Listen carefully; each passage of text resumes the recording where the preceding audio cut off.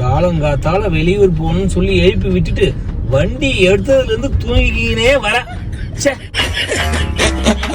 பக்கத்துல உக்காந்து தூங்கிக்கிட்டே வர. வண்டி ஓட்டணும் தூக்கம் வருமா வராதா? இன்னும் அவ்வளோ தூரம் வேற போகணும். தேவி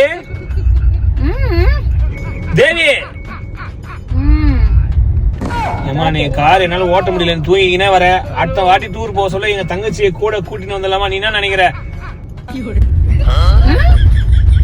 நீ ஒரு ஆள் பாடாப்படுத்துறது போதாதுன்னு உன் தங்கச்சி வருவா? அப்ப நீங்க 2 பேரும் சேர்ந்து என்ன பாடா பத்தினா அதை நீங்க ரசிக்கணும், அதானே?